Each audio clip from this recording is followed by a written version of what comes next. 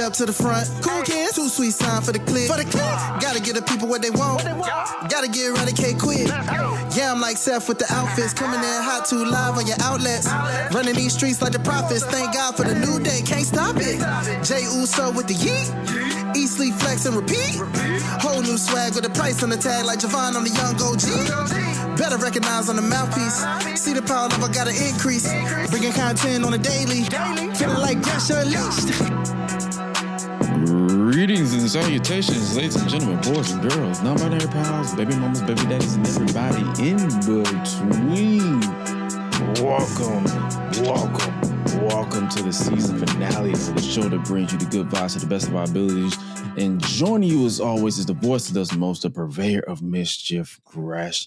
This is episode 145 of the podcast that we are doing our damn thing as we always do. And joining me as always is my guy, Da Familia, the giant of the family. He is still celebrating another lap around the sun. He's none other than Jermaine, the giant. What's up with your brother? What's good, man? I wore my white today.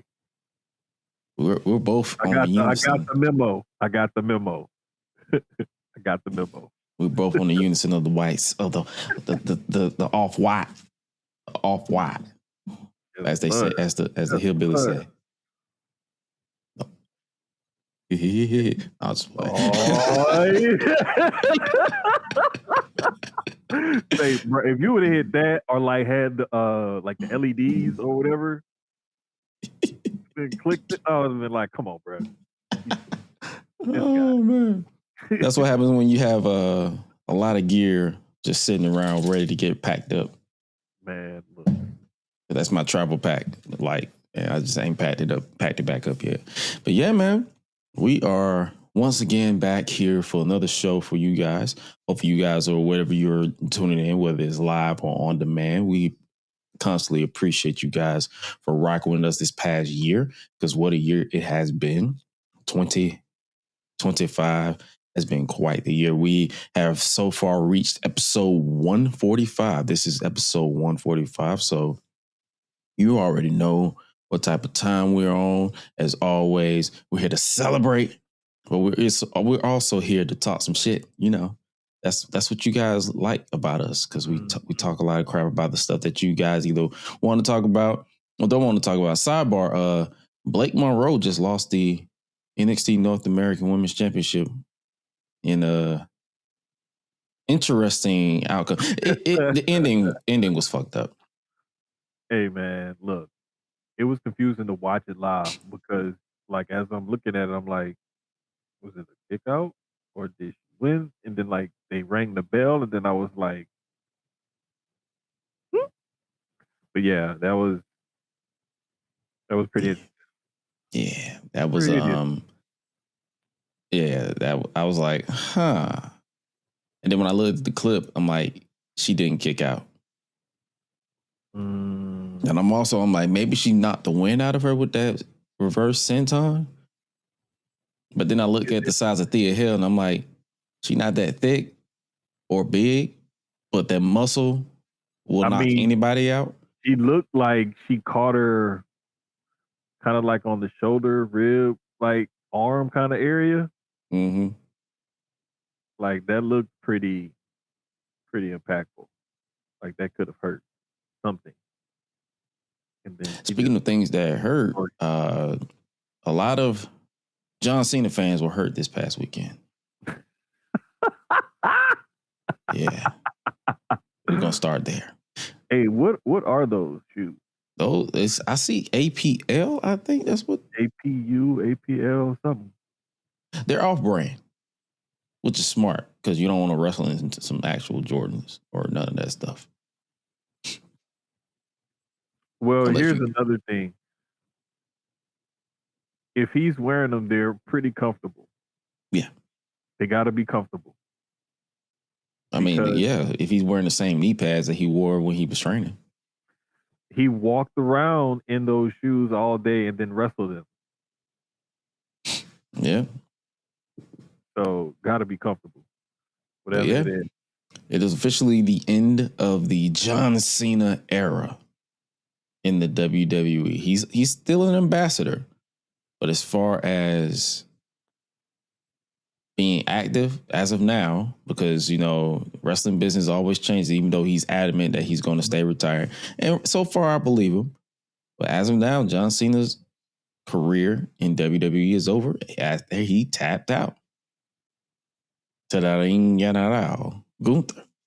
Say, man, look, sometimes you just got to understand. This is what's best for business. And I know that sounds cliche, especially with Triple H being the head of creative right now. But when you think about it, especially after the reaction he got on Monday Night Raw, even the reaction he got immediately after just trying to walk to his butt, like, it was worth it. It was all worth it. Cena is the kind of guy who's enough of a traditionalist to want to do something to, put the highlight on the next generation and move things forward. And I think that when most people said he wanted to highlight the next generation, they were thinking that, okay, so whoever's going to face him in his last match is going to be this young up and coming star. Not necessarily. He highlighted the next generation on the card itself and specifically asked for certain people to be in certain places at whatever, however the story goes, kayfabe, real, whatever.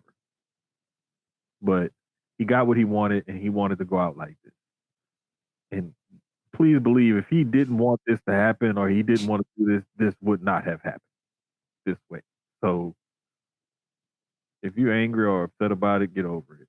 Like, if you're over a certain age and you're upset about it, get over it. Yeah, I'll allow that. I'll allow that because, bro, shout out to the homie Brian H. Waters. He had his kids on his Break It Down with Brian H. Segment of his podcast. And they're younger fans, like teenage, preteen fans, right? But they're able to articulate their thoughts and feelings about not liking it for different reasons or whatever, and being able to explain it. And it was pretty dope to see that, man. So shout out to them.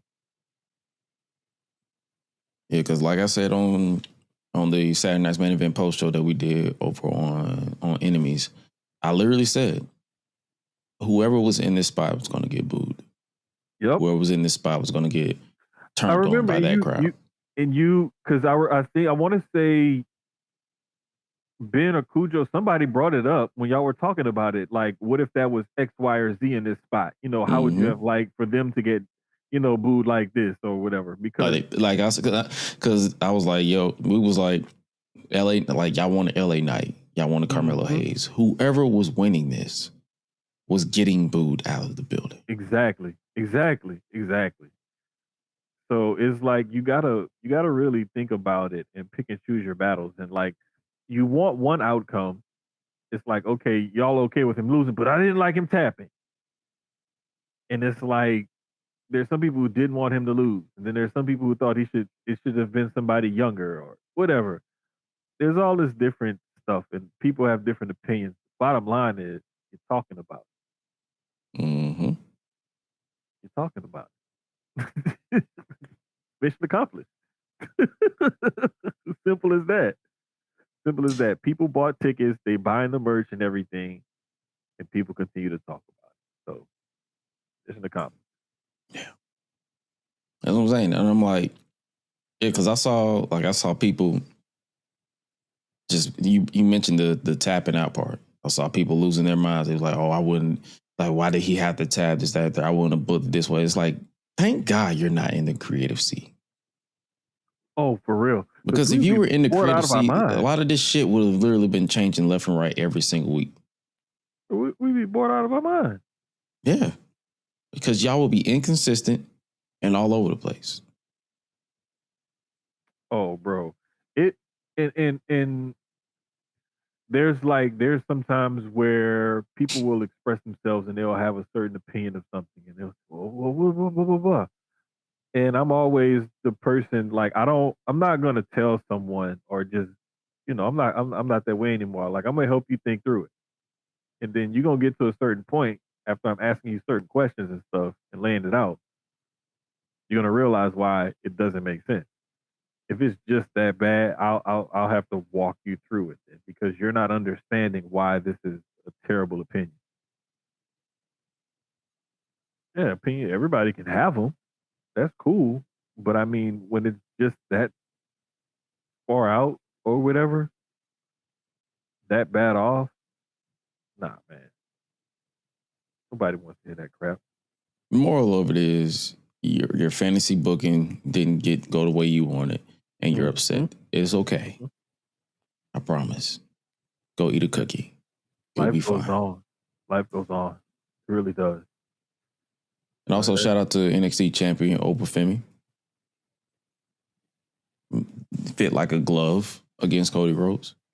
So, hey, man, like I said, I understood why that outcome happened, but it just needed more minutes. I said that on Saturday, and I'll say it again after watching it again.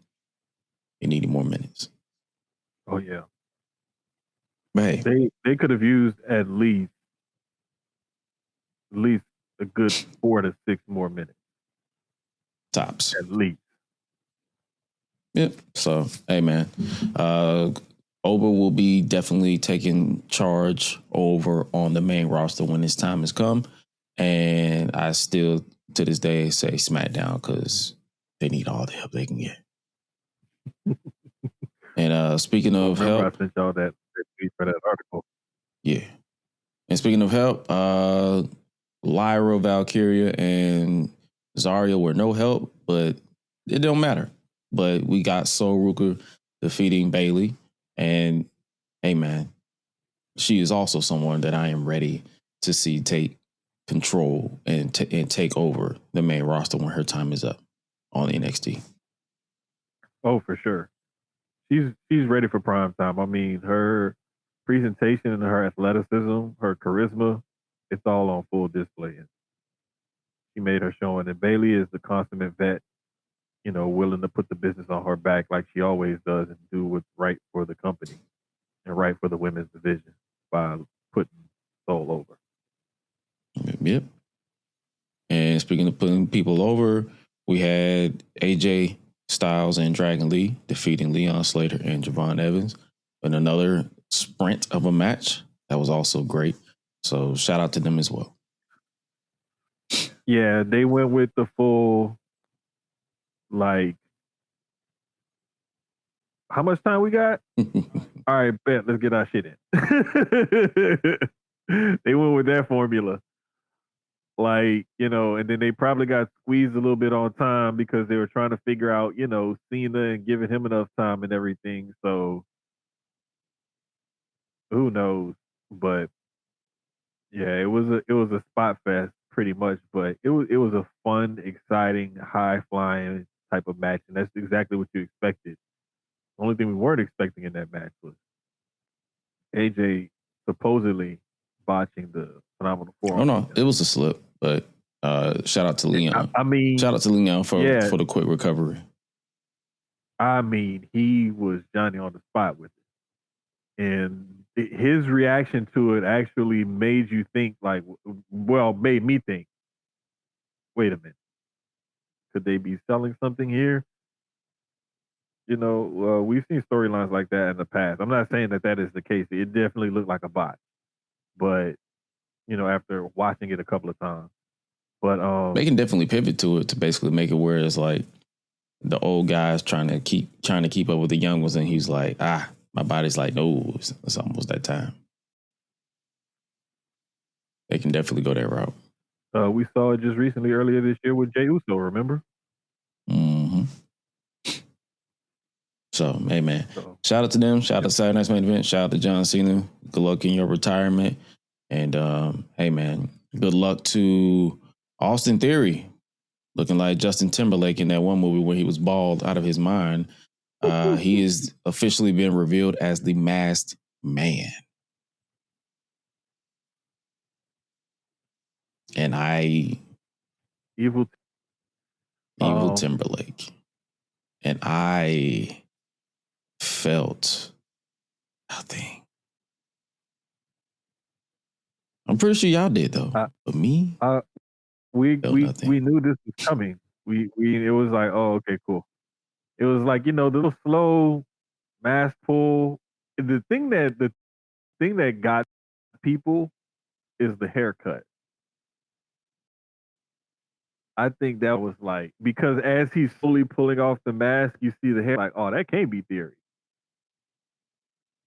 And then he pulls it off and like, yes, it is Theory. He must have went to John Cena. Big head and all. Yeah, he definitely went to Turkey. And if he didn't, all right. But nah, man. Yeah, it was. Dude, am I the only one who feels like it's a situation where it's probably not just him?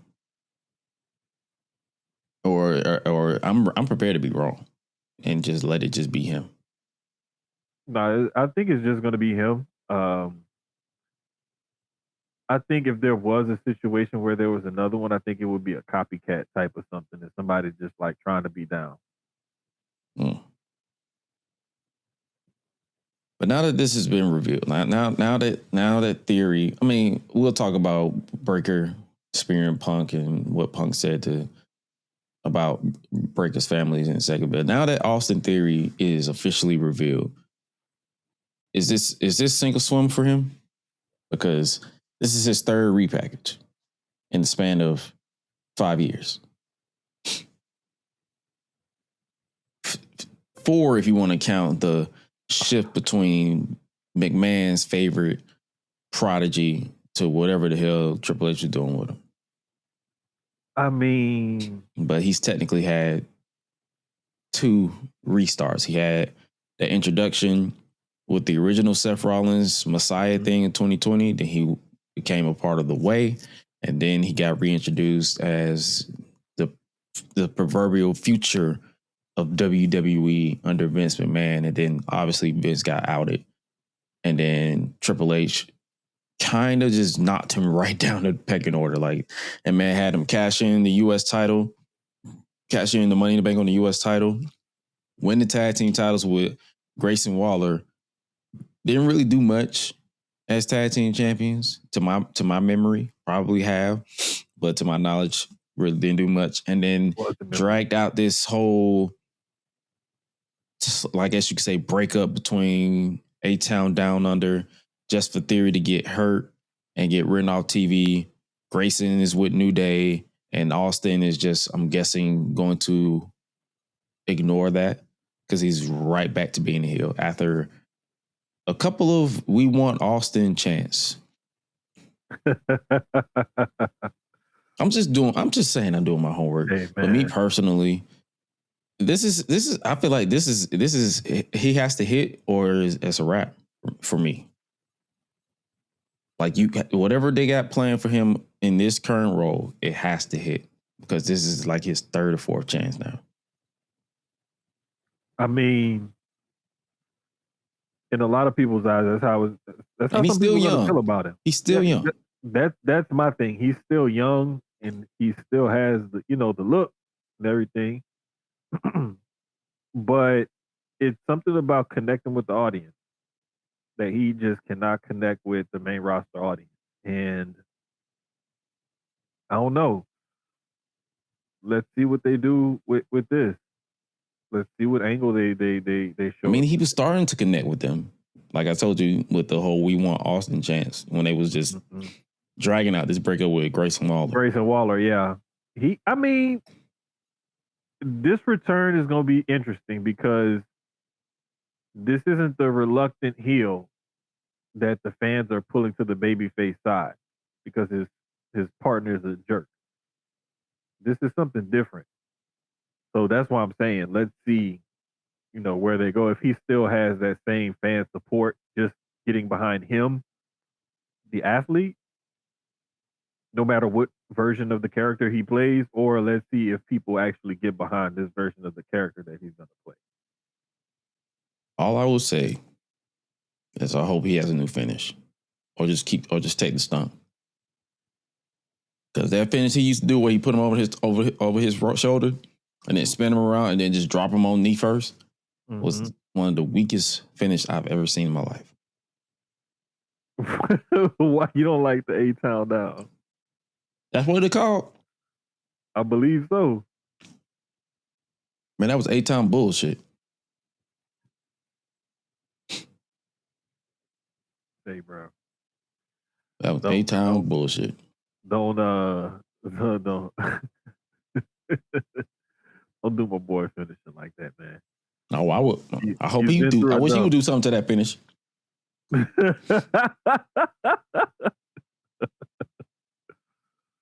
Like, you just spinning over and it's like, oh, knee. Like, bro, if y'all don't, like, when he spin you around, if y'all don't just stand up. That's how weird that shit look. Yeah, it's not ideal because, like they say, you want to finish her, especially if you're going to move up the ladder. You want to finish her that you can do to everybody. He wasn't doing that shit to Brock Lesnar. I'll just tell you that right now. Hell no. Hell no. And that's what I mean. I'm like, get that weak ass shit out of here. Not long ago about how MVP would advocate for Bobby Lashley. Mm-hmm. So, I mean, no, there's just certain things that you have to understand. Like, hey, listen, that don't work for me, brother. You know what else don't work for me, brother? Nikki Bella still going after that Women's World Championship. Doesn't work for me, brother. Oh, my gosh, bro. Like, why? Like, why? I just don't understand. I really don't. Cause I'm not gonna lie. Like when she came out, I was like, all right, we're still doing this. It really makes no sense to me, to be honest with you. Cause she lost clean. Mm-hmm.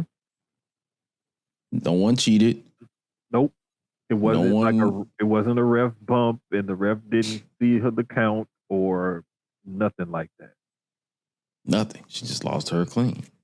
And I'm like, take it home. Wrap it up.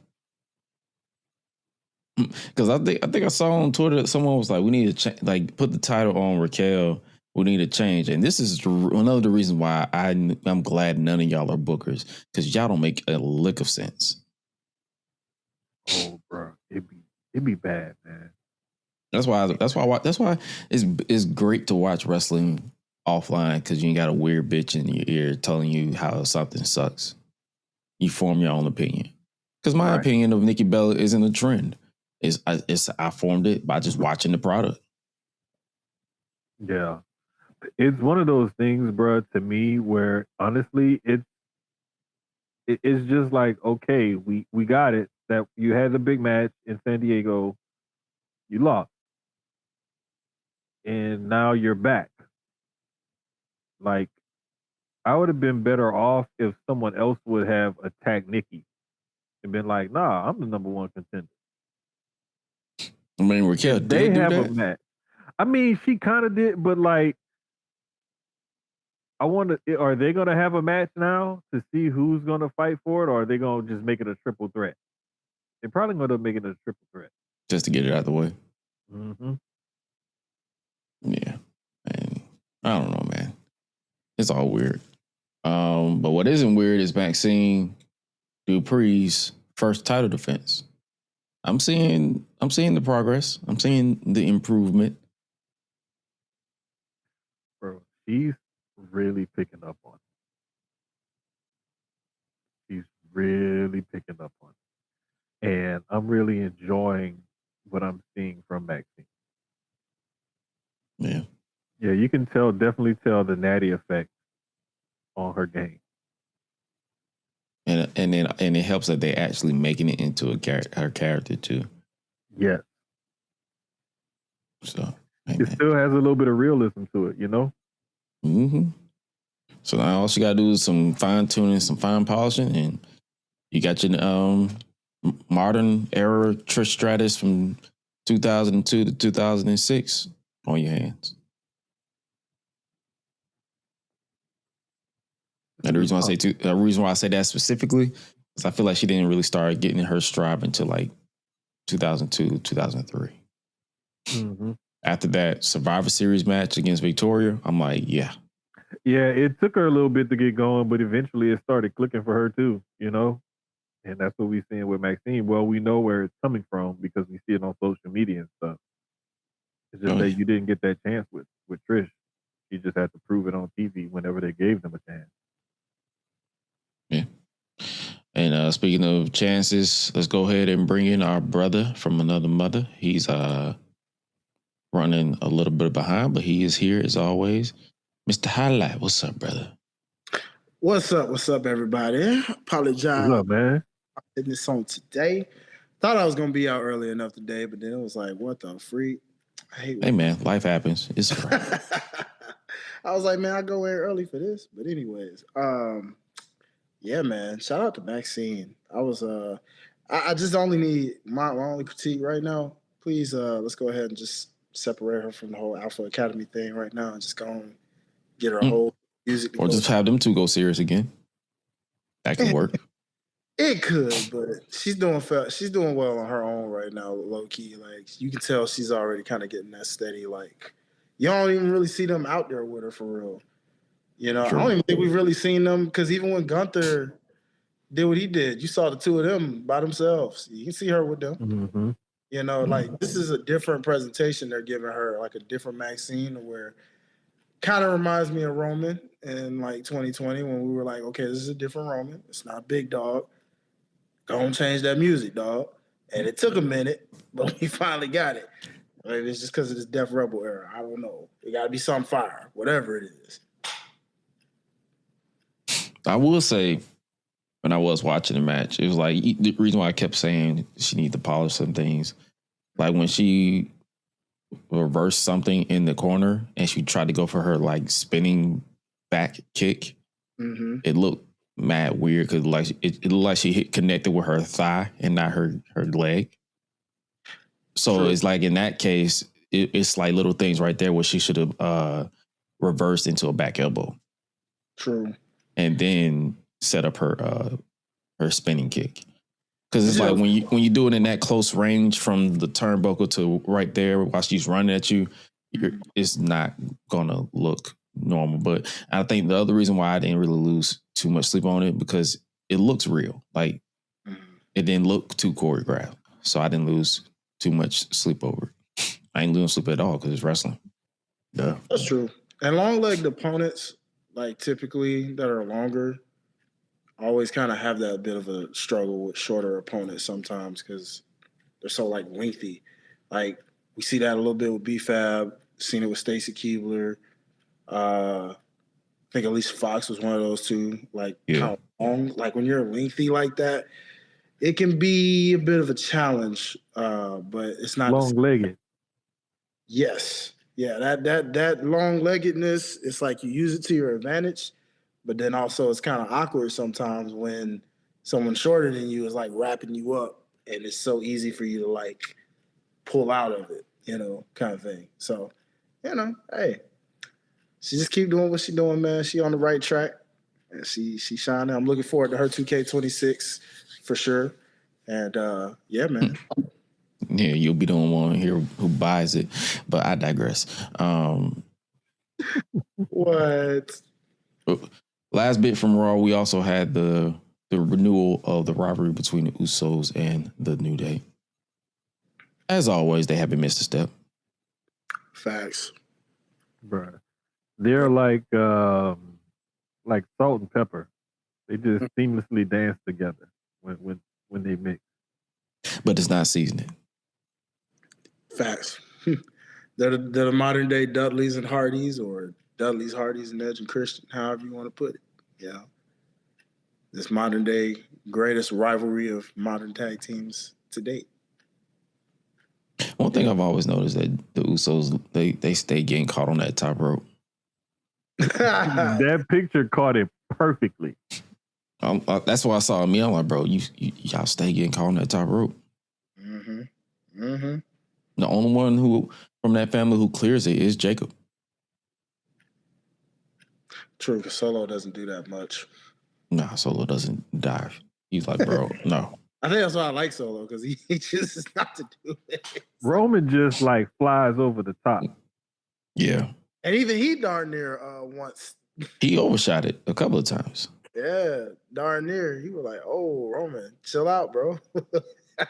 If he didn't tuck and roll midair, his neck would have been Undertaker versus Shawn Michaels 2009 all over again. Oh, brother.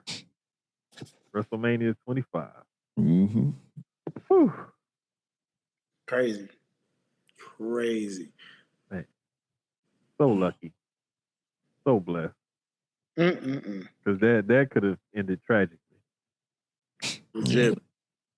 So, Braun Breaker and CM Punk had their, I guess you could say, latest encounter, because we still got 3 weeks until the premiere of, not the premiere, to the, the official championship match between the two.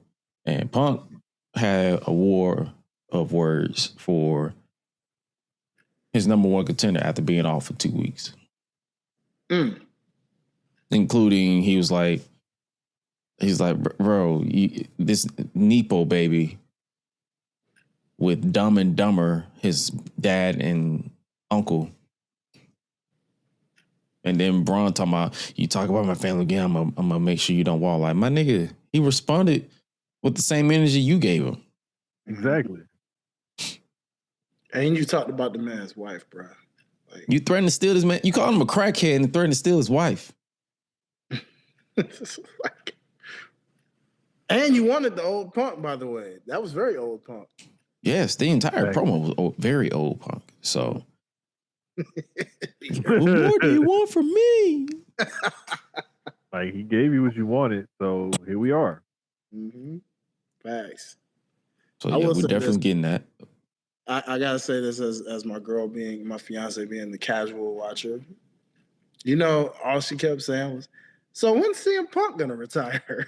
I was like, "Why do you always ask that? Why?"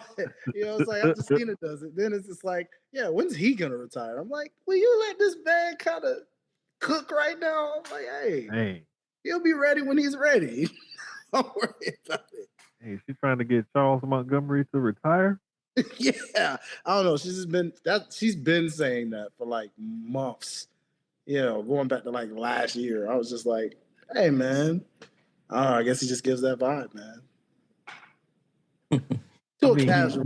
He looks old because of the gray hair and the baggy eyes. The funny thing is, he looked like that when he ain't had the gray hair. He always looked like he needed a nap. Exactly, bro. That dude looked like he operated permanently on 3.25 hours of sleep every night. Yeah. He think he me.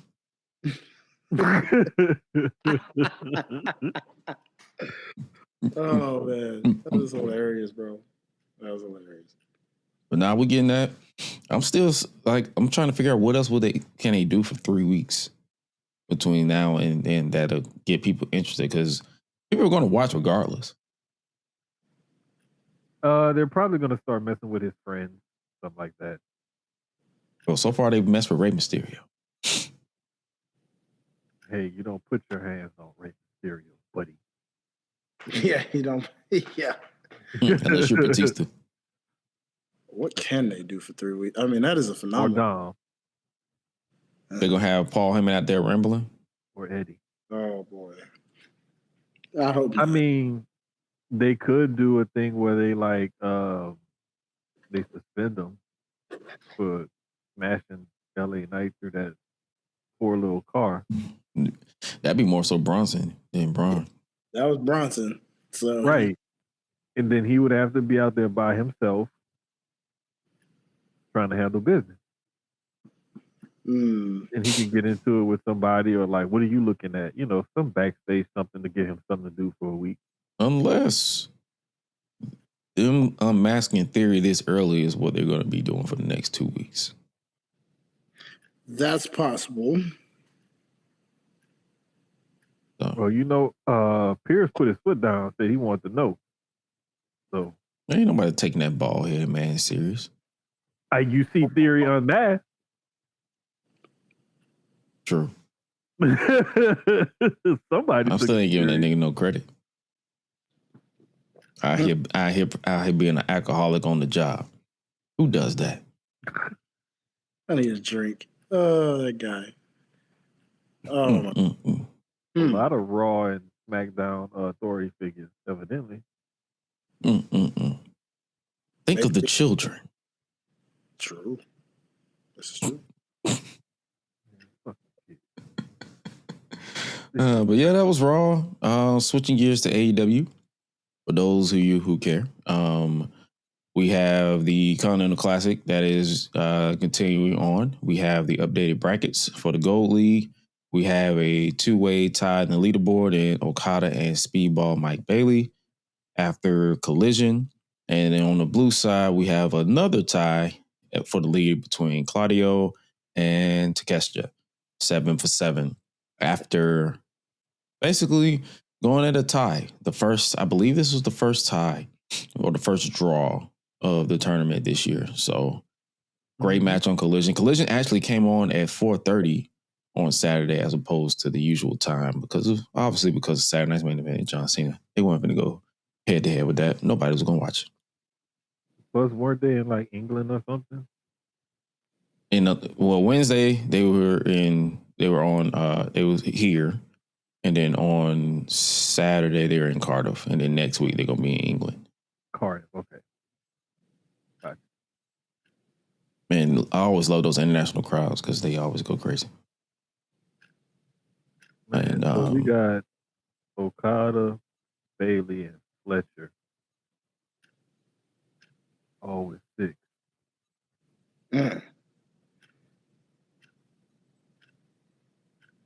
Yeah, it's a fun classic, man. I don't know. Yeah, they've been. And Kyle so far has been the MVP. Big time. Which he should have been, because a lot of people said the story around this year has been around Don Callis' family anyway. So it's good that he is like the MVP, between him, Okada, and Takeshita being the main storyline behind it. Yes, sir.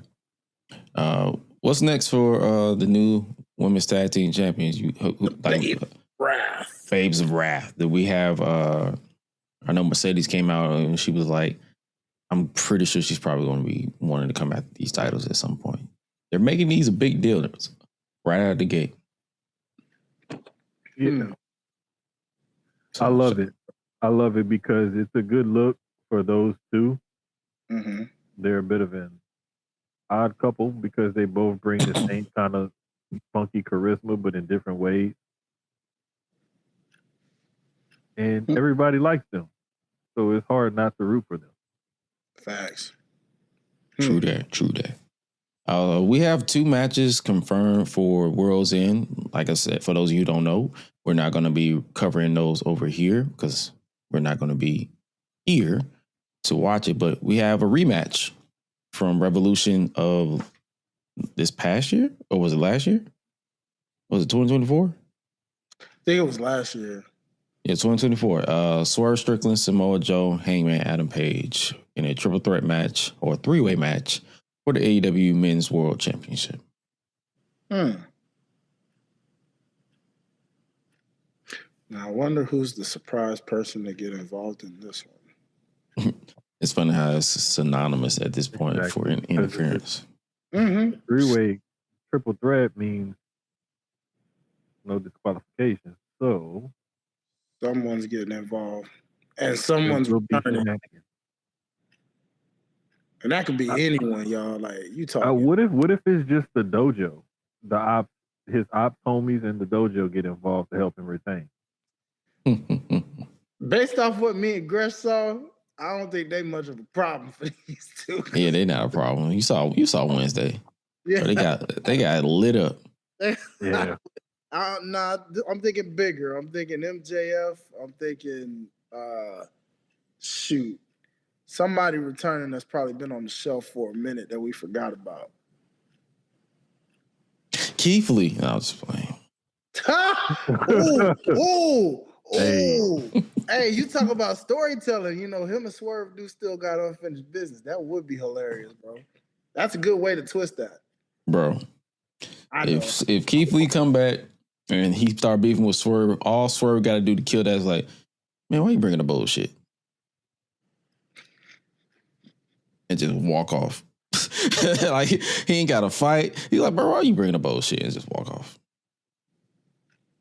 Hey, Man, on paper, the history there, though. You know that? But then again, Swerve don't look like the type that watch Friday, so never mind. No. He probably watched Thursday. Nah, he watched First Sunday. That was a good movie, though. It was.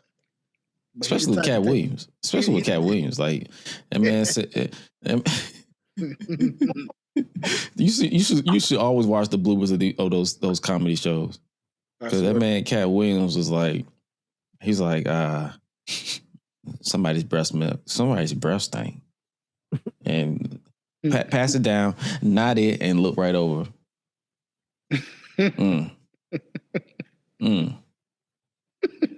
Definitely you. That's what I'm saying. I'm like, man, but nah, jokes aside, this would definitely be a fun match. I enjoyed the triple threat match. And also a match that I have a feeling is going to be very interesting to see unfold is a battle of the heavy hitters in Chris Stattaboo, aka Chris Statlander, defending the AEW Women's World Championship against Jamie Hayter. My favorite. All right. What, big meaty women smacking meat? Yeah. Need I say more, my brother? Hey, all I'm saying is everybody catching on with me when I started, man. I'm just saying because I heard that meat chant when when Chris Stat. I heard that.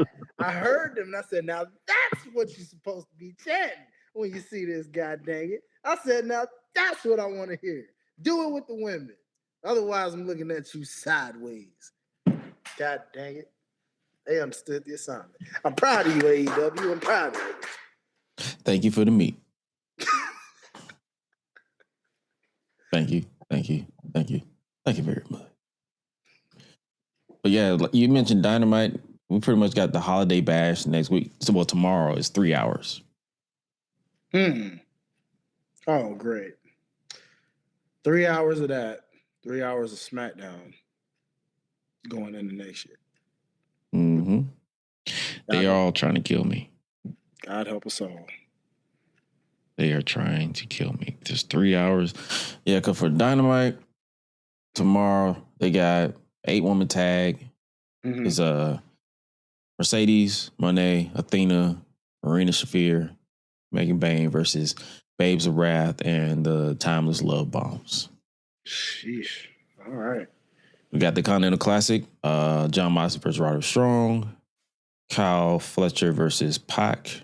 Mm-hmm. Dorada versus Orange Cassidy. Okay. And then again, he's back to back? I guess so. Oh, no, I saved it twice. Oops. We got the Dynamite Diamond Battle Royal. So if MJF doesn't return during this, it's going to be interesting to see how they weed him back into storylines. Because he is the defending champion of the Diamond. Yeah, he's still. Oh my gosh. Yep. Nope. You know, at some point, it should just, you'd be like, okay. Like they used to do with 106 Part Freestyle Friday. After so many times you won as the champion, they retired you automatically and they let somebody else get a chance. That's what they should do with this ninja. All right. If you win again, that's it. All right. That's it. Someone else got to get the little stupid ring. Okay. You know, seriously. That man's had that thing since a lot of these folks that ain't even in the company no more. Okay. Yeah. He said the little stupid ring.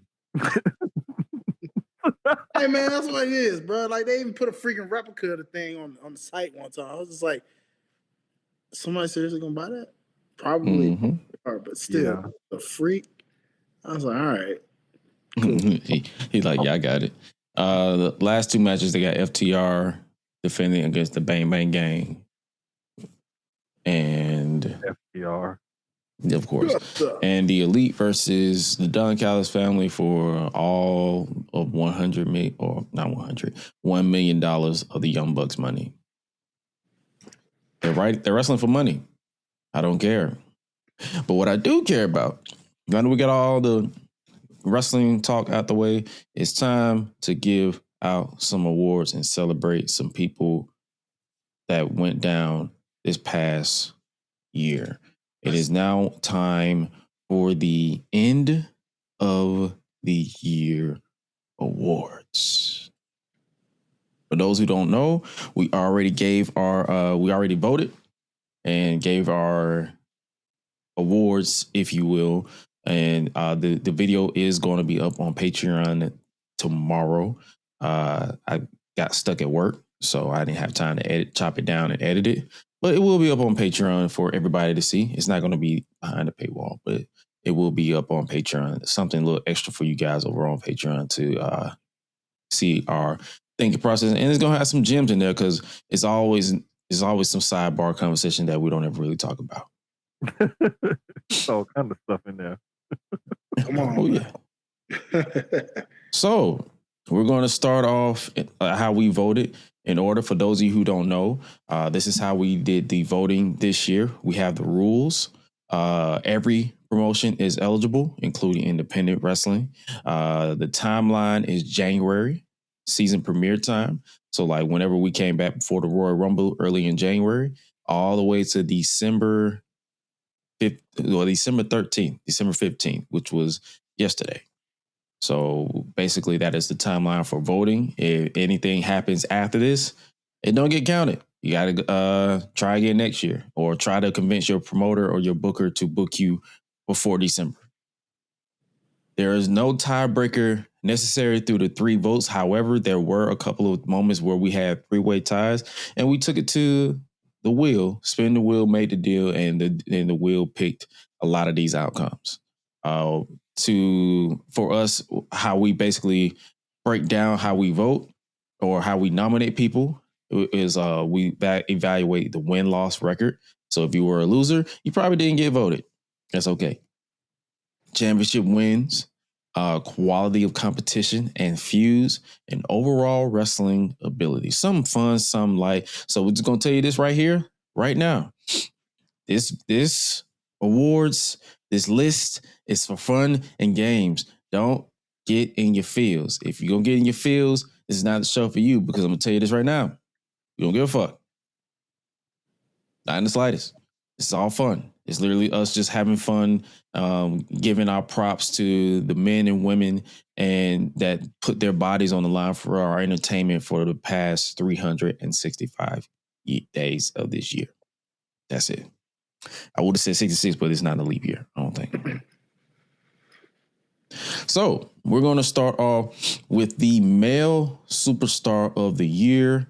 And this one was fascinating for us to pick because we had a lot of nominees, and we pretty much went back and forth, but hey, we came to the conclusion, and the winner for the do I have a drum on here? I don't know if I do. Do I? Nope, not those drums. Wrong cadence. Like wrong drums. I think I don't have one. So we'll just make makeshift drums. So the winner for the 2025 Male Superstar of the Year is none other than the Ring General Gunther. Gunner. But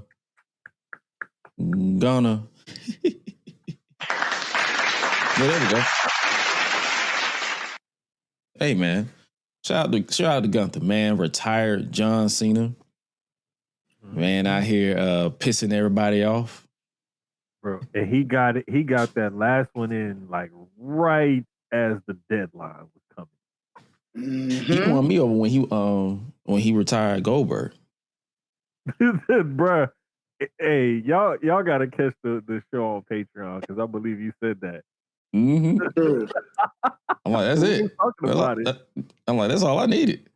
It's like, hey, he retired Goldberg, so he Didn't got get my the vote right there. booze.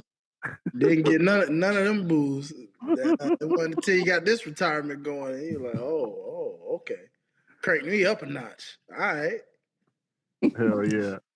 All right. So moving on to the ladies, the 2025 female superstar of the year.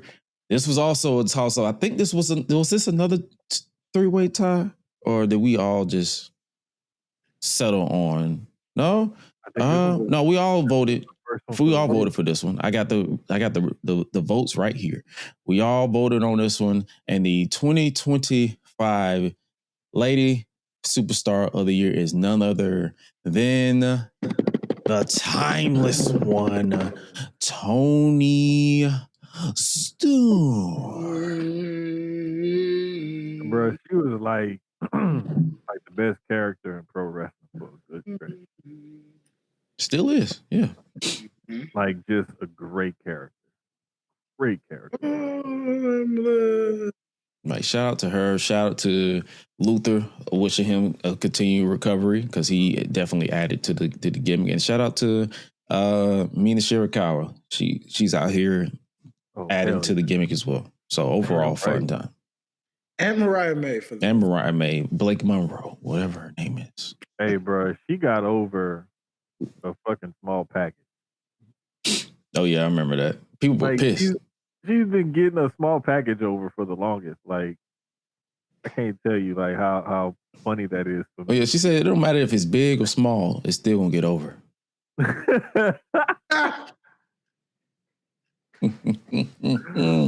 Oh my goodness. So let's shout out to her. And speaking of getting over, for the overall superstar of the year, this is where we pretty much we feel like this person was the total package this year, whether you loved it or you hated it.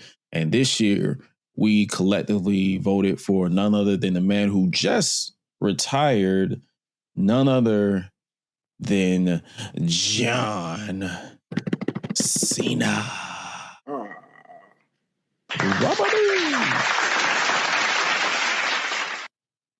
And congratulations on your retirement. And hey, man, this year, we're definitely going to talk about him in just a second, because I feel like it's something fun for us to do, because we're going to talk about him a little bit more before we get up out of here. But yeah, man, congratulations to John Cena for becoming the overall superstar of the year for 2025. I'm about to say 6. I'm ready for this year to be over. It's crazy. But speaking of this year and big moments, now we have for a breakout moment of the year. This is something that pretty much calls someone to have a breakout moment that is currently standing the test of time, that a lot of people talked about, whether it's on social media, in person. They've basically been spotlighted for after this moment happened. And for the 2025 breakout moment of the year is none other than Jey Uso winning the World Heavyweight Championship at WrestleMania after tapping out Gunther in the opening of night 1, night 2, night 1. So hey, man, kudos to the Yeet Man. But man, for real, if you hated this, that is your prerogative. But man, this was definitely a nice moment if you are a big fan of Jey Uso and the current run that he's on. Post Bloodline, post Roman Reigns abuse.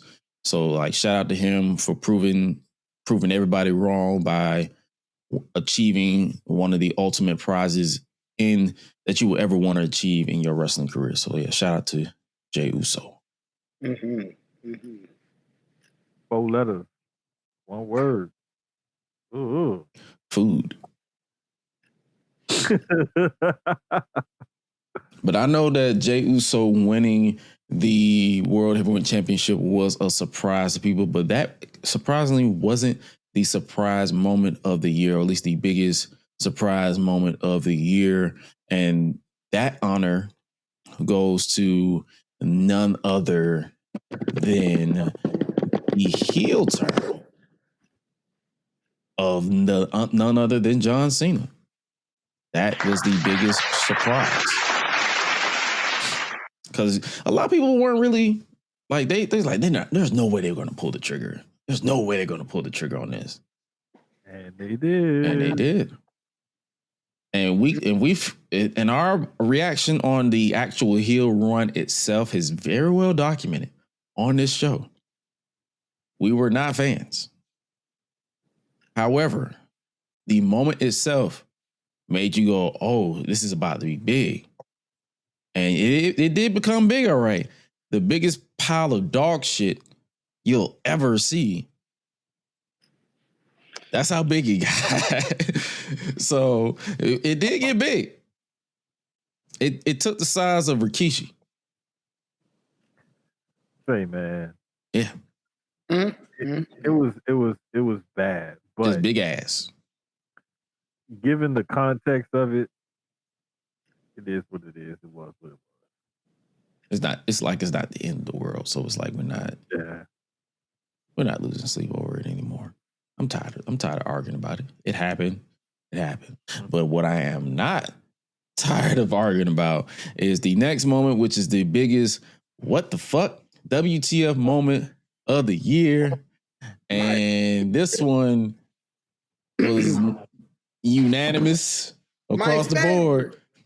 And it was Mike Santana losing the World Heavyweight Championship of TNA to Frankie Kazarian.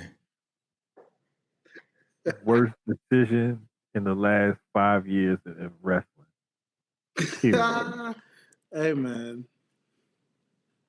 Gotta love Terrible TNA. decision. Gotta love TNA. Yes. That was perfect.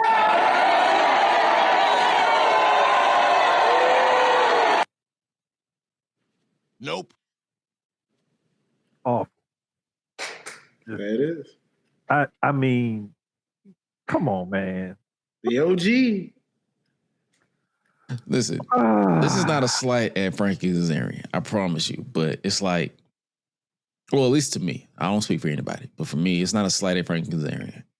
However, you had to sit through all that shit with Santana just for him to lose during his first title defense. Man, y'all can kiss my ass. Man, barely had the title 30 days or whatever. He lose to this fool. Well, I don't give a damn if he got jumped and got cashed in on or whatever. Like, that should not have happened. Nope.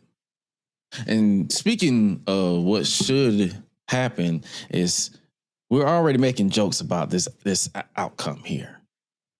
But now it's time for the LOL moment of the year where it just made you laugh out loud.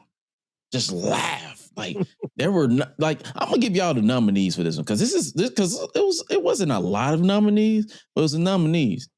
You know what the first nominee was? Frankie Kazarian winning the TNA World Heavyweight Championship. Thank you. From Santana. So he was going to get 2 awards for this shit. Yep. And then it became John Cena losing to Brock Lesnar in front of all those kids at WrestlePalooza. But that wasn't funny enough. That was more so like, ew, that happened. And then we had NXT winning TNA titles. That was also nominated. So you know what we did? We went ahead and just said, you know what? We're just going to make TNA in general the LOL moment of the year. TNA in general. All of TNA. Whatever decisions y'all made, LOL. Y'all got the entire... Y'all, we're laughing at you this year. So hopefully, in 2026, when y'all move to AMC, y'all get y'all shit together. Hopefully they do, man, because hopefully. It's just ridiculous. It's like they bring you on some high highs and then they take you on the lowest of lows. Every time. And it's every like damn time. Now and it's like LOL TNA. This is my first time being into TNA and experiencing those highs and those lows. And some of y'all have been OGs of TNA and have, experienced this throughout the year. So it's like it's kind of crazy, but just like when Jeff Jarrett talking about them having John Cena tap out, he was like, "This is like he was trying to criticize." I'm like, "Brother, I know goddamn well you ain't talking." Like, please, shut up. Monty Brown. That is all I will say. Monty Brown, Jeff Hardy, Raven. I mean, my goodness. Well, the Jeff Hardy one was kind of warranted because he wasn't reliable. But I digress. The next, speaking of LOLs and shit, we have the next category is extreme or hardcore moment of the year, and the winner is none other than John Moxley being stupid by taking a bump onto Spike Edge's hammer, or was it a 2x4 of nails? Whatever the hell. Or bat and nails. And that shit got stuck in his back. Oh,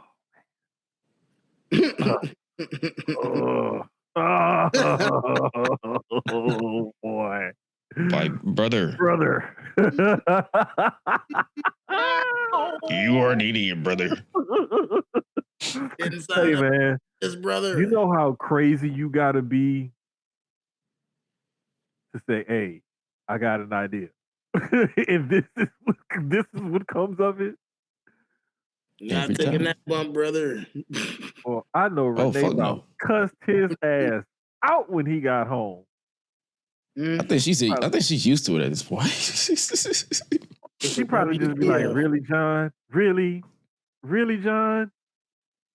I'm pretty sure she should just wear that as a shirt. Don't even repeat yourself anymore. Just like, look at the shirt. Really, John? Like, spinal. My back. Have like some sort of little display, something that she can point to, or a laser or something. And just be like, really, John? Like a little flashlight, something. She needs something. Shit. But nah, that was a crazy, crazy moment. We had so many nominees. Like, we had Darby getting thrown through the table, like, because Darby being Darby. But it's like, this take the kick. I'm like, there's a flaming table at that. But it's like, there's no way a sane person would take this bump. Not at all. Not at all. Like, Darby just does some of the most insane stuff. And the thing that got him put in the hospital, it wasn't getting thrown through a flaming table. It wasn't climbing Mount Everest. Wasn't getting hit by a bus. You know, it wasn't none of these other crazy stunts that he pulled on his skateboard or anything else. It was a damn drop kick. The drop kick of doom. He got put in the hospital behind a damn drop kick. The drop kick of doom.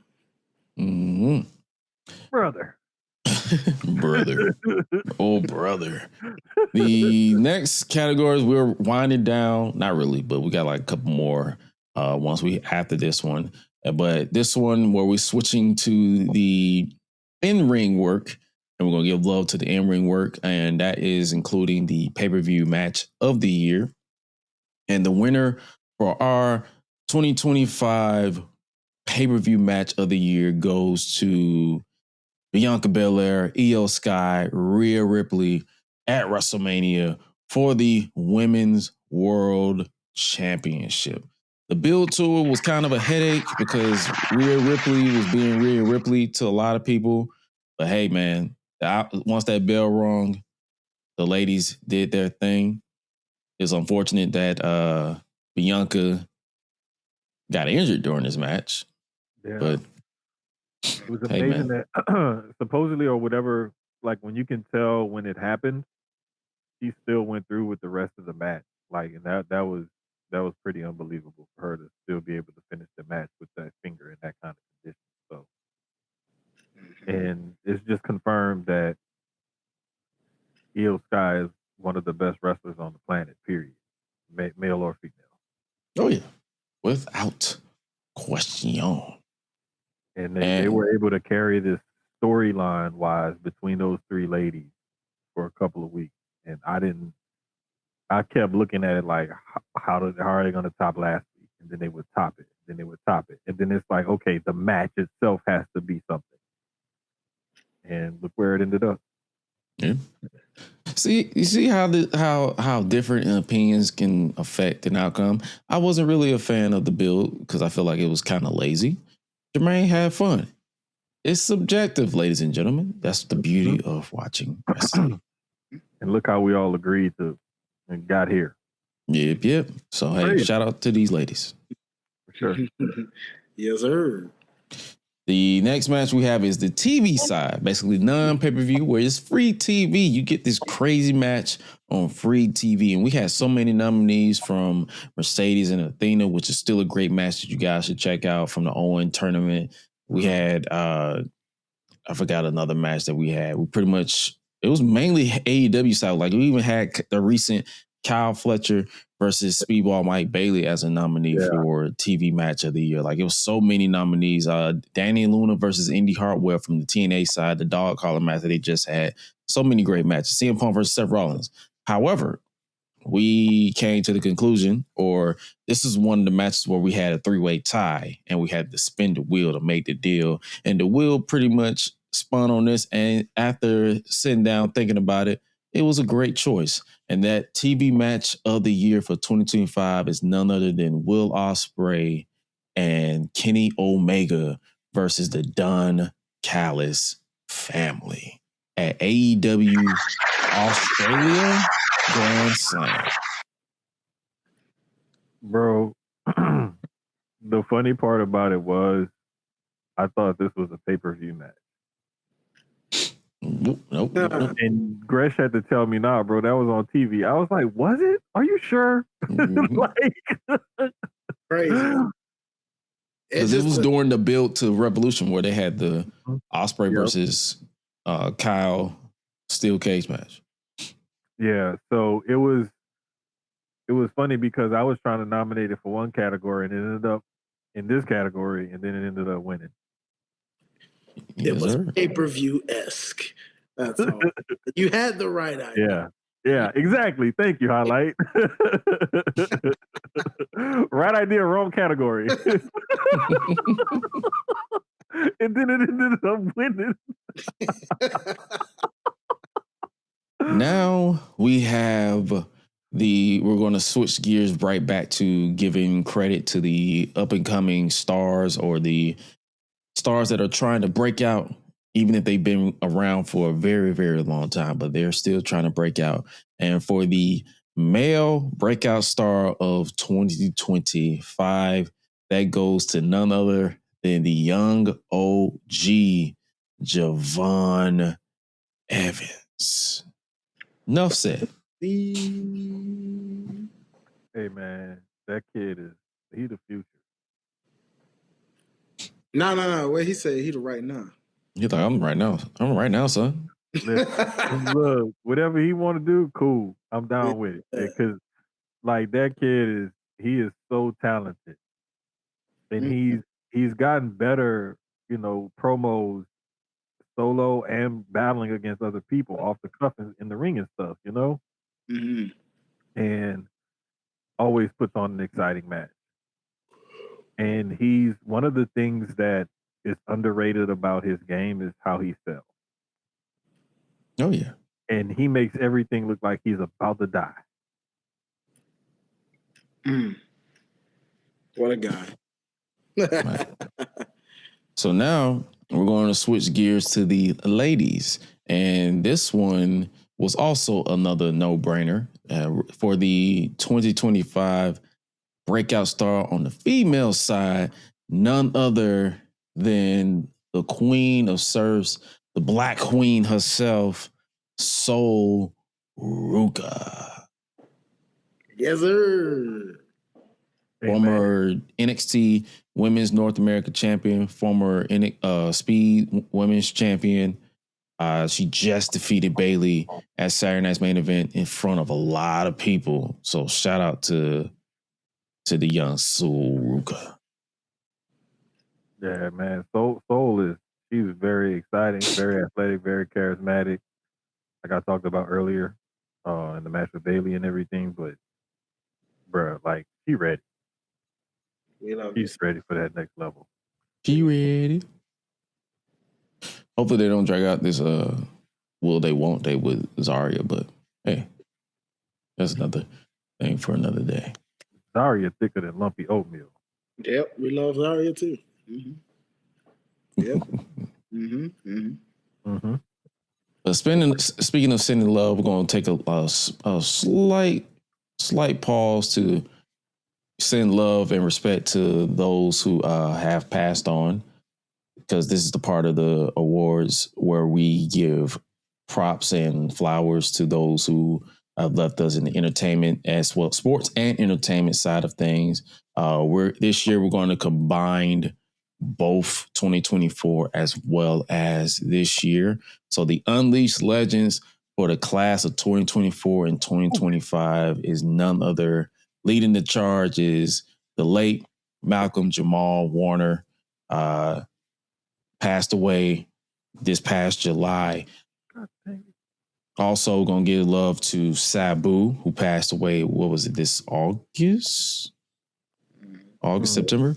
Last year, we're gonna give some love to Sid Vicious, the Wild Samoans, and Virgil. Like giving love to them, props and love to them, because hey, we won't be able to be. It's like a lot of their impact on the industry will be felt for a very, very long time. They're joining the Unleashed Legends, the likes of Shad Gaspard, Bray Wyatt. Like we have so many that are in the hall of Unleashed Legends that we just had to add a couple more for this year. So shout out to their legacy, what they left behind, and shout out to y'all for basically being with us when it comes to celebrating these cats. Now we're going to try to get back on to some positive vibes, even though this is positive, but we're going to try to bounce back. And speaking of bouncing back, who has the best mic game of 2025? And the winner is, I guess it's a three-peat for this man, because this man is all over the place. He is none other than John Cena, has the best mic game of 2025. Fine speech. And it's apropos that I used the pipe bomb that he dropped over the summer, because that was very well received by a lot of people. Mm-hmm. Hey, bro, that was the one that nailed it down for me right there. Mm-hmm. One of the rare heel Cena highlights. He didn't hit you with the "you people."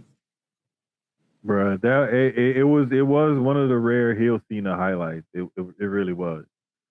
And I mean, he played it so perfectly. That was the point where I was like, okay, here's the turning point. Here's where heel Cena is going to like really take off right here. Mm-hmm. Then we got let down. You got a whole flip switch. But I mean, even though a lot of them were like kind of almost choreographed and corny sounding, like you could tell like that's something that he had been wanting to get off his chest for some years. Because if he would have said this like 10, 11, 12 years ago, some of the promos that he cut outside of this one, they would have been like, oh, wow. Like, I can't believe John Cena said that. But because he said it so many years later, it didn't hit the same. But this one, I mean, that was a classic. That plane took off nice and smooth, had a nice flight, and landed smooth. Yes, sir. And last three award categories that we got before we wrap up this year's end of the year award. We have the best mic drop moment of the year, and the winner of that is none other than the now former women's world champion, who has gone on to become a mother to be of a future Uso.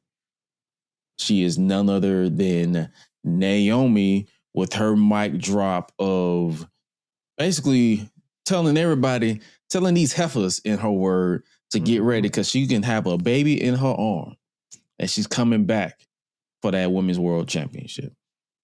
Mm-hmm. Bro, once she turned heel, she was full throttle, pedal to the metal.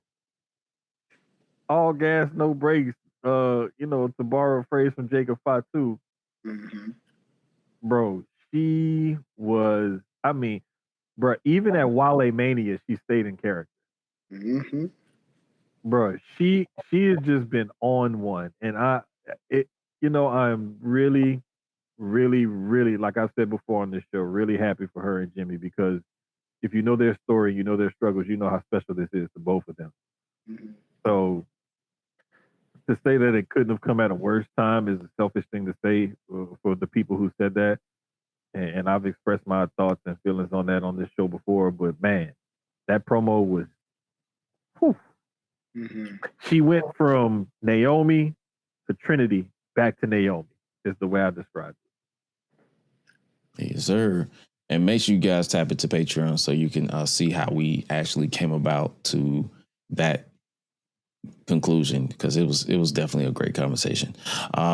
Last two categories is focus on the production, the overall production side of everything that's going on with when you watch your wrestling, whether it is TNA, WWE, AEW, MLW, NWA, for all two of you that still watch that product. We have the best entrance of the year, and so many nominees for this one, whether it was Prince Nana hyping everybody up as Swerve be stoic going towards the ring, or whether it's John Cena doing his thing, Cody Rhodes. We have so many nominees, but this year, for entrance of the year of 2025, takes us to TNA Slammiversary, when Mike Santana attempted to dethrone Trick Williams for the World Heavyweight Championship, and Trick Williams came out there with a choir singing his song. Say, bro. As bad as I wanted Santana to win,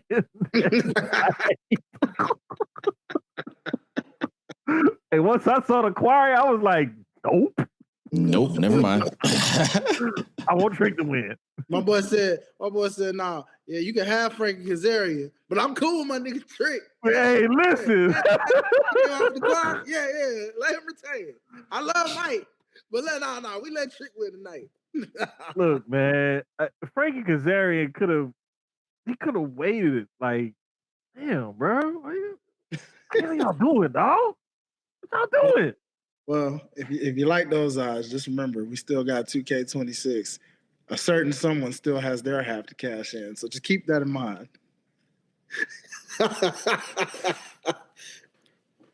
Hey, we That's still got unfortunate. stuff. We still got. That's unfortunate. So but back to that entrance though, bro. The choir. Say, bro. Mm-hmm. Choirs have always been part of great entrance. Mm-hmm. If you have a choir and your entrance is not good, that's on you. You a charisma vacuum. What's called John Cena had a choir too. I just thought about it. In 2011. Wasn't that it? At Mania. That was here in 2011. That was the one in Atlanta against Miz, right? Yep. I thought it was that one. I don't know why I kept thinking it was the one in Houston for 25, but no, that wasn't. Def had it too. Okay.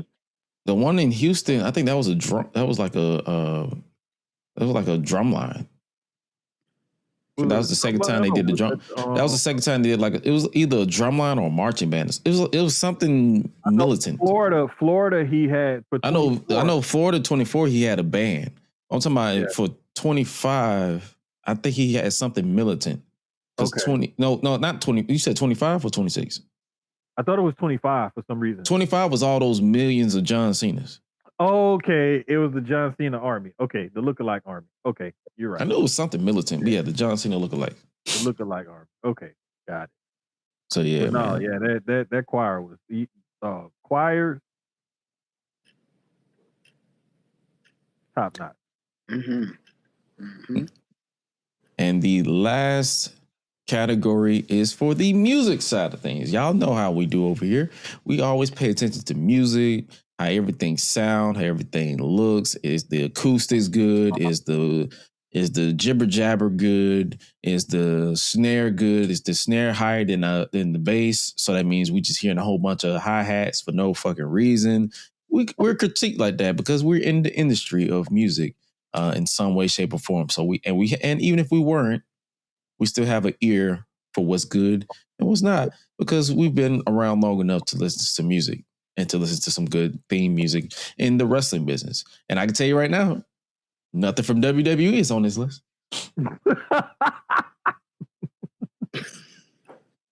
Tell you that right now. We started rattling off names and stuff, and it was like, nope, not this person. However, this theme song has been around for about a year and a half at this point. And it's still catchy to this day. The winner for theme song of the year 2025 goes to the Hurt Syndicate.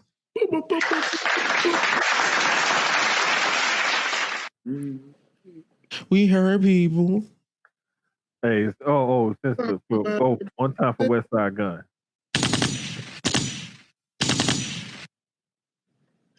And Smoke this. There you go. There we go. Yeah, man. That theme song that hook is so catchy because it's so simple, and the beat it rides with it and everything, and it goes along with like just them. Like the whole song just fits. Oh yeah.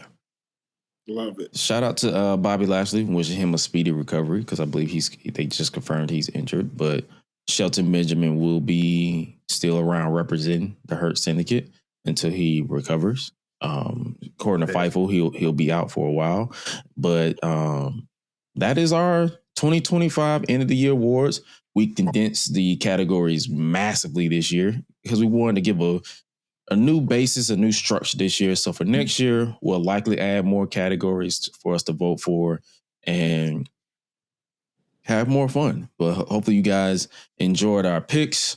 If you want to continue to keep up with how we got to the voting process, make sure you check out the patreon.com/GreshDigital.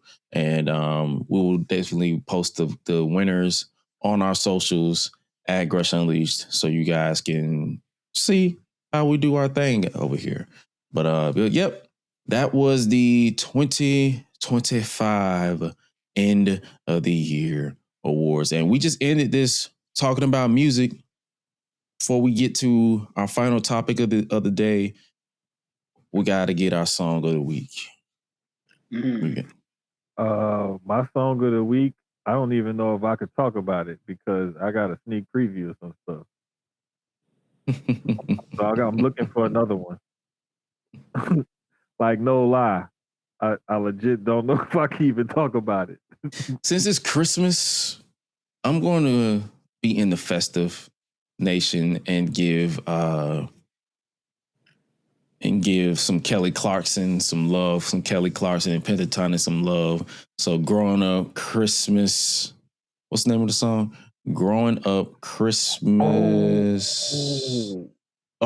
Growing Up Christmas List.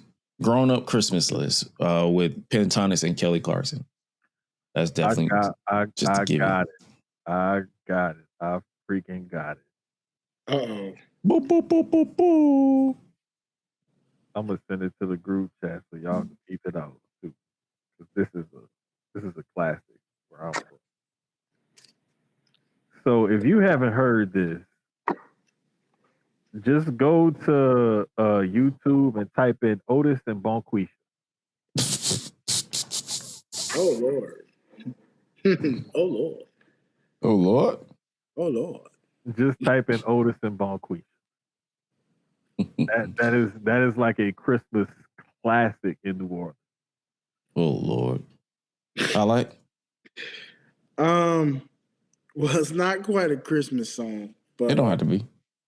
I'm doing this because I'm going to take this moment to pick this artist as a salute to him and this entire run that he has been on with everything he did in the Black wrestling space. So, ladies and gentlemen, I am choosing Love Hate Thing by my boy Wale.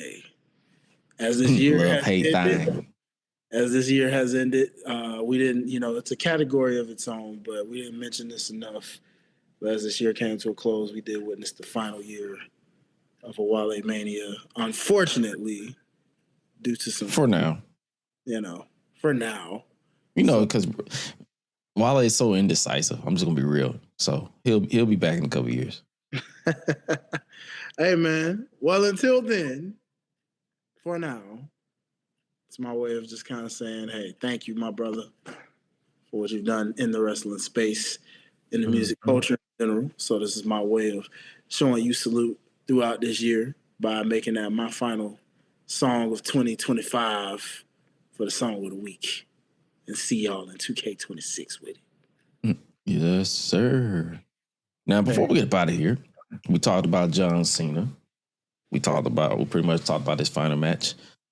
Off the cuff, or if you wrote it down, cool. Off the cuff, I want you to list 5 of your favorite John Cena matches of all time. Ooh, him and Punk at Money in the Bank is definitely on there. Him and Cody from this past year's SummerSlam is on there. Him and AJ at the Rumble in 17 when he won number 16 is on there. Him and Shawn Michaels when they went like 45, 50 minutes on Raw, like in 06, 07. Oh, yeah, that was a whole hour.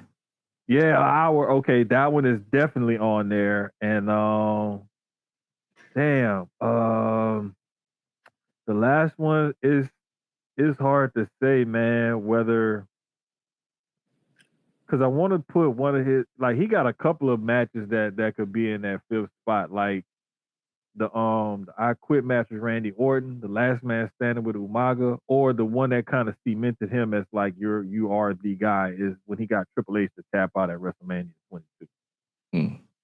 I don't know. I can't decide. You could do 2 honorable mentions. Okay, I'll do those 4 that I named. Those are my 4. Then I'll do the 2 honorable mentions: the one against Randy Orton and the one against you know what? No, the 5th match, beating Edge in the TLC match in Toronto. That's number 5 for me. That's it. All right, so for my 2 honorable mentions, I'm gonna go John Cena versus Eddie Guerrero in that parking lot brawl. Oh, that was a good one. The reason why I put that in honorable mention because it's not really a match; it was more sort of a fight. Right. So I was like, honorable mention. And my second one is the Fatal 4-Way Backlash match in 2007.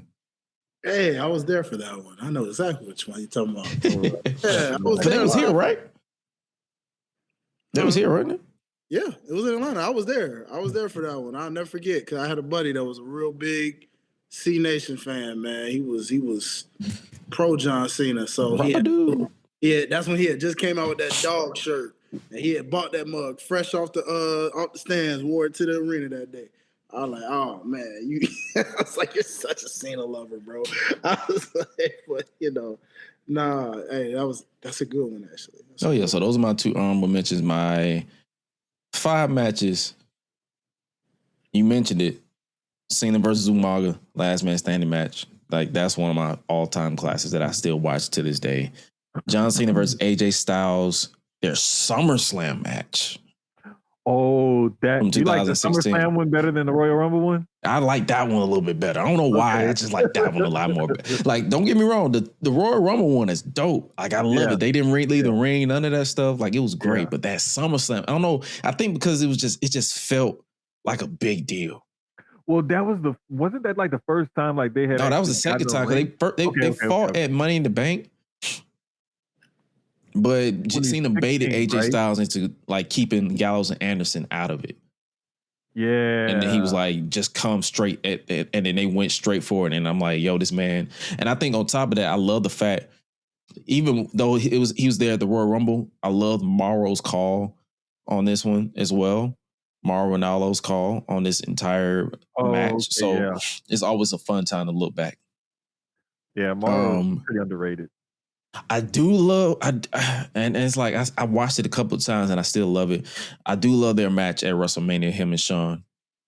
So I would definitely put that as that my one, top yeah. in my top 5. I just watched that one, I think last night or earlier today, if I'm not mistaken. And I will put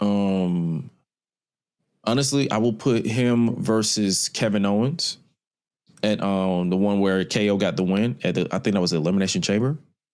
I enjoyed that one a lot. That was when KO first got called up on the main roster, and this was peak John Cena before his body started shutting down on him. So this was like it buzz cutting everything before he started losing his hair, all that good stuff. So yeah. And then my 5th one, this one's mad tough.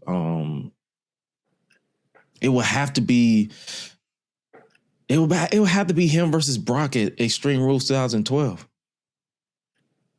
Squash match. Yeah, the squad. No, not the No, SummerSlam match. no. The Extreme That was Rules the match. brutal one. That was the brutal one. Yeah. That was the one where they got color. Yeah, okay. Yeah, I like that one because that was when Brock first came back. He was in 2002, 2004. Brock Lesnar. He was UFC, fresh off the UFC run. Mm-hmm. Like I'm like, yo, this is it. I didn't agree with the outcome because I still felt like Brock should have won that one at the time. And looking back in retrospect, I still think he should have won. However, I'm not losing sleep over it. But yeah, I definitely enjoy that one. So that's my 5 with 2 honorable mentions. I like. Must admit, your brothers picked some good ones. Y'all picked some good ones. Y'all did. Okay. Before I even get to honorable mentions, I'm going to just say some favorites here. Okay. I'm shooting off hip. Okay. John Cena versus Batista in the I Quit match. I always pop because of the fact that Batista was like, I quit. He still had this nigga in the AA and just was like, yeah. That jump was so heel, bro. That was such a heel move. Like, okay. So I rock with that. That was dope. All right. I'm going John Cena versus Daniel Bryan at that SummerSlam where Daniel Bryan got cashed in. Oh, yeah. Gets overshadowed because of that cash-in situation. But that fired before, and it put Daniel Bryan over. That's what a lot of people forget. And remember, that was when didn't he have like the torn tricep or whatever that he had to end up getting surgery for because he had the big like. It was the fluid on his own elbow. Yeah. Okay. That was just it was fluid. It wasn't the torn tricep then. But no, it was because it was torn. It developed fluid on his elbow. Oh, okay. I couldn't remember if that was the same injury or if it was a different injury or what. It was so off the bone that it just developed fluid. So he had it even if he won, he had no choice but to leave and go get surgery. Oh, so it was like just put Bryan over. Yeah. I thought that Continue, my brother. Really good match. Thank you, my brother. Now I just wanted to give props where props was due. I got to throw John Cena versus Roman in there from the first time they met. The very No Mercy? Yes, because I'm sorry, I couldn't remember the exact date. I just knew it wasn't the recent, but no, because that was around the time where it's supposed to. People was mad that they didn't put the title on Braun. Yeah, it's the same pay-per-view. Yeah, I was like, okay, yeah, I was like, him kind of acknowledging in a weird way, like, hey, that he's next up, Another underrated one. People don't talk enough about this. Even though he did my boy dirty as a mug. John Cena versus Rey Mysterio on that Monday Night Raw for that WWE Championship was fire too, man. They just did my boy dirty. Like, y'all gonna do him like that? But the match was fire though. It was highly slept on low key. I said, hey, I think shout out to Adrian Hernandez with Unlikely. I think he actually sat down with Rey Mysterio and he was like, he made peace with it because he was like, I wasn't really a promo guy. And it's like, he was like, I wasn't ready for that position, no matter how long I've been in the industry. Mm-hmm. He explained it perfectly. So I would definitely search out Rey Mysterio, sit down with Adrian Hernandez. But he basically was like, I wasn't really ready for that position. And he said he didn't take the time to perfect that particular craft because he was like, I'm great in this area and this is all they need from me. So it's like, why go above and beyond to add to it? Mhm. So yeah, it's definitely something. I just had to throw that little nugget in because it did irk my soul. He's like, did it annoy you like it annoyed me and everybody else? Like how you lost that title that quick? And he's like, Bro. briefly, but in retrospect, I understood because he's Yeah. like he wasn't ready for that position. Yeah, man. It just sucks because at that time, everybody was behind Rey Mysterio. That Yeah. man, Highlight coming up with some. Hey, man, like I said, This list is a banger. for a guy that wasn't really super big on Cena, I grew to appreciate him more over time because of the fact that I was like, the more I look back at it, this dude was cooking, and I got to give him this prop. So before I get to those honorable mentions real quick, I did have one more, and I want to try to catch it before it escaped me, but it was like, because I'm doing off hip, so I'm just like, I think we all did, but just off hip. So that I remember with Cena. Okay, I'm gonna go back to like '04. I'm gonna just say it like this because I feel like there was one above, but it might have slightly escaped me. So I'm gonna just say it like this and go way back in the bag. It's kind of unfair because it's a bit of a cheat code, but the Royal Rumble is definitely in there, man. When he made that epic return that nobody else, Oh yeah. because it's the match, and even though it's the most, it's the fact that he came up in there. Yeah. He had the business. It just was like, yo, that was out of nowhere. So I'm throwing that in there, and then my honorable mentions, I got honestly, low key, the very first cash in of all time with the Money in the Bank, but not even just that actual elimination chamber that led up to that. Oh Because yeah. that match was fire, and then it led to an even, because they had him and Edge had a nice little moment for a moment before Edge actually got that cash in win. So it was like Cena put in a lot of work on that one. Like That brother was bloody and just like beat up. So And we talking about after like a 30-something 40-minute match, and That- you bloody. and I like that outcome too because he was like, I ain't got nothing after me, but I'm gonna roll you up. Yeah. And that was it. And he passed out immediately. I like that. And then this one is a little slept on, but again, kind of a cheat code. But I would say the best of 7 series between him and Booker T with the United States Championship. Ooh. Him and Booker T were back and forth, and they were doing their thing on that. So I'm That throwing was on SmackDown, right? Yeah, it was like but I think their final one ended up being at a pay-per-view, I think. Oh, okay. The reason why I say that was on SmackDown because that was around the time when a lot of people weren't really watching SmackDown. Exactly. And I was one of those people who was watching. So I was like, I was one of the rare few that watched SmackDown at that time. And I was like, even in that era where it was like low-key taped, and that was the time I didn't care. I didn't even know half the time. I was like, oh, it was taped. I still watched it like it was live. I just, internet wasn't, as what it is now. So it was like, I didn't even know. I was just like, oh, I didn't know that was a tape show. I just watched it. That was fun. Like when you know stuff that was taped and you didn't have to worry about spoilers. Exactly. I still don't have to worry about spoilers because I just log off. That part, bro. Because unless you told me NXT was taped, I never would have known, bro. It was live tonight, but it's taped. It'll be taped next week and the week after that for the holidays.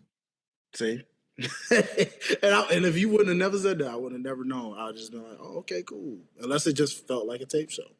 Yeah, so you can always tell when it's a tape show. Yeah. All right, continue. Oh no, that was it, man. That was I did my whole 5 plus my honorable mentions because everybody just gave 2, so I just gave those 2 right there. So cool. But yeah, man, I thought that'd be fun, like a fun conversation ender for us to like just to recap and give our thoughts. So see people, we know how to be cordial when it comes to John Cena. Like I said last week and the week before that, I don't consider him personally as the greatest of all time. I do consider him as a legend in the industry.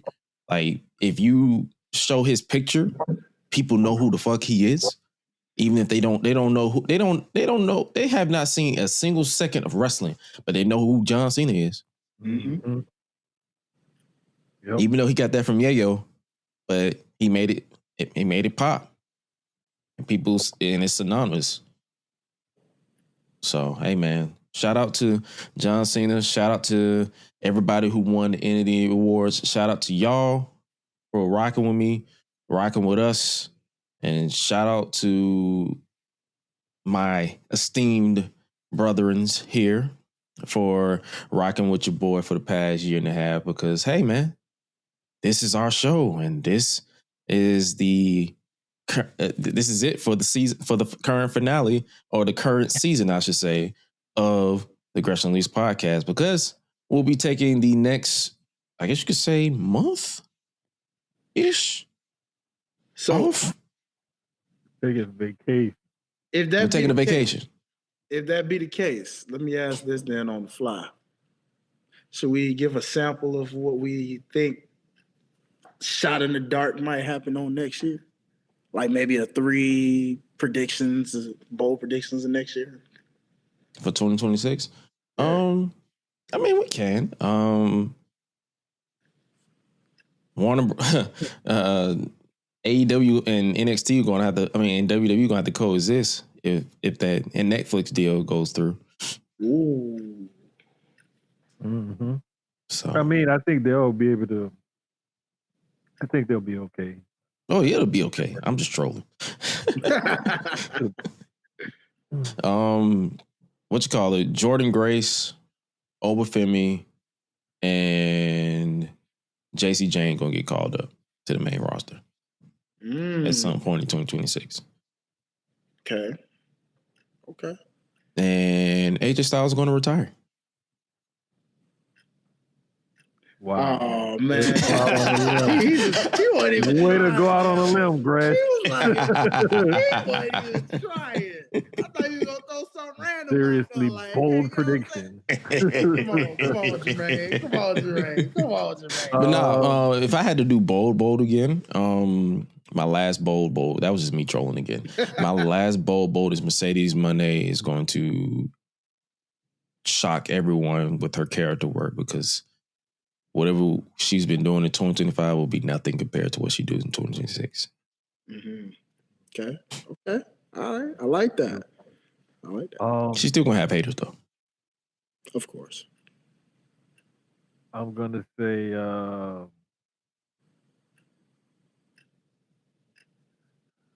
we're gonna see some good wrath. We're gonna see some good wrath. And I'm stalling because I'm trying to think of 3. You good? Okay, Carmelo Hayes will win a title. Love that. I love A that. title. Not sure which one, but I think he'll win a title next year. Okay. Let's say Trick Williams gets called up next year. Okay. Will we see Trick Mello game, or is it just gonna be Trick Willie by himself? I think Trick Willie by himself. No, Road Dogg GPT might be Trick Mello game. I think we're gonna finally see Darby Allin hold the world title. As if he can manage to stay alive and like not hurt. Okay. Huh. I like those. I like those a lot. Huh. Okay. I say, speaking of AEW world titles, Kyle Fletcher will be the AEW World Heavyweight Champion next year. Mark my words. Yeah. Can't call win, but he will be. Can't call, but I know that. Just feel it. Getting that vibe. Something different after seeing him in person. I just said, you know what? Yeah, he's gonna be champ next year. Gunther gonna retire Rey Mysterio. Anyway, speaking of a Mysterio, I'm glad you said that, my brother. Oh boy. Ladies and gentlemen, go ahead, get it out. Dom Mysterio will compete for a world championship on next year. I won't say he wins it yet, but he will be in contention next year. Mark my words. Cool. He could be part of an 8-man tournament to determine the number one contender. I mean, he could. You never know, but he climbing. You said tournament? King Dominant Mysterio. Hopefully you guys enjoyed this edition of the Gresh Unleashed podcast, as well as our pretty much overall run this year for the show. Make sure you guys follow yours truly at It's Gresh. AO is Gresh everywhere else.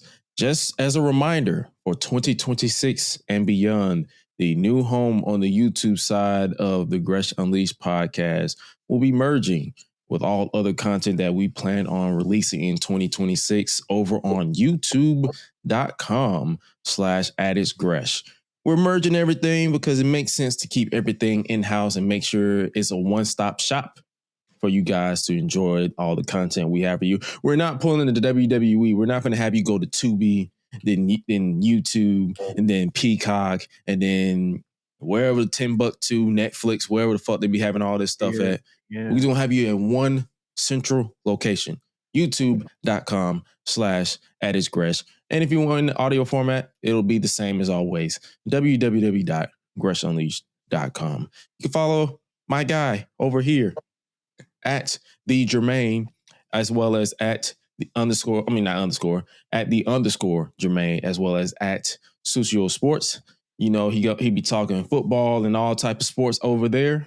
So make sure you guys tap in with that, because I think he's going to still be going while we're on hiatus. So, hey, man, tap in with him. The content will still be flowing. And make sure you guys follow my guy, my main guy, at Highlights Light, HILITE Life. He's always working on some stuff, whether it's a saxophone, whether it's being content, whether he's rapping, whether he's singing, whether he's dancing, whether he's getting married next year. You know, it's a whole bunch of stuff that this man got going on in the new year. Make sure you guys tap in with him. And as always, make sure you guys stay tapped in with the family in general, because we all got something going on. And you can catch me over at Public Enemies, at Public Enemies HQ. We got some, we're going to be winding down the year over there. And then I'm going to be gone for 2 weeks. So you won't be getting any type of content from me for the rest of the year. And we will see you guys in 2026. 2 weeks before the Royal Rumble. So that way we give them time to get their stuff together, interest-wise. And then it gives us time to be like, hey, this is what we missed. But nevertheless, you guys stay safe out here. Literally, it's the holidays. Stay warmed up, stay bundled, stay vigilant, stay safe. Yeah. But one thing is always for certain, and two things for sure, is that you always eat, sleep, flex, and repeat. We out. Y'all be breezy. Happy holidays. Popping bottles on it, baby. Yeah. To all those people who think black people are envious and lazy and jealous, they never factor in how much black people really and truly don't give a fuck about what you got going on. You really think somebody is out here worried about your little fucking BMW? Man, fuck you. And everybody who looks like you. 99% of black people don't give a shit about everybody else.